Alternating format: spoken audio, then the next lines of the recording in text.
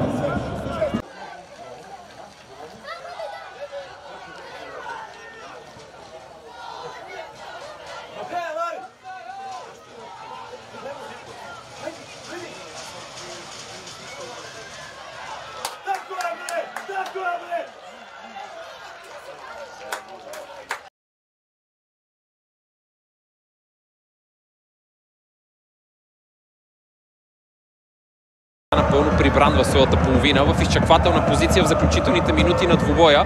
Ясно е една евентуална контратака на шампионите. Какви последствия може да има? Мараш! Топката бе в основата на това второто да я изпрати още по-встрани от вратата. Може би този път ще видим директно изпълнение в наказателното поле. Йонс там отклони топката. Има ли кой да играе с нея? Какво попадение? Ботев Пловдив повежда в резултата в 10-та минута с гол на Алекса Мараш.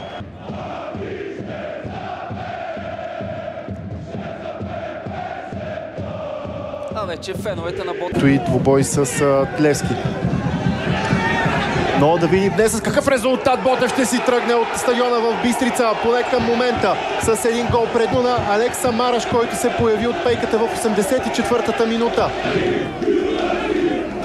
Ето момента, в който гостите успяха да отнемат топката. Великолепното подаване на Ивелин Попов. Тук и да не подценяваме начина, по който Алекса... Добро ниво.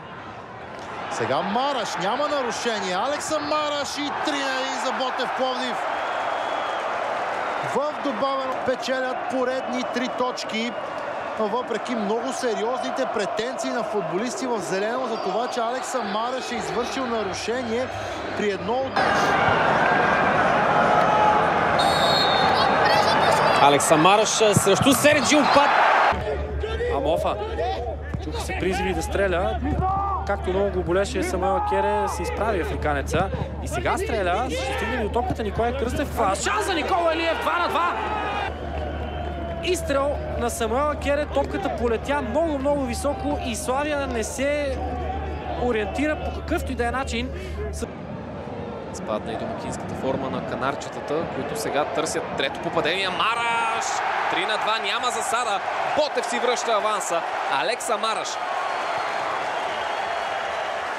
е големия герой в явно много емоционален момент. Андрей Йорданов. Ивелин Попов с пета за Никола Илиев. Илиев за Мараш.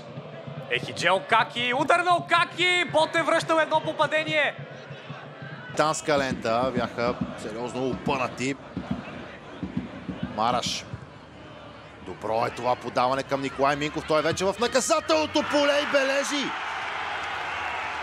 Юношата на Черно море бележи срещу своя роден клуб и не се зарадва по никакъв начин.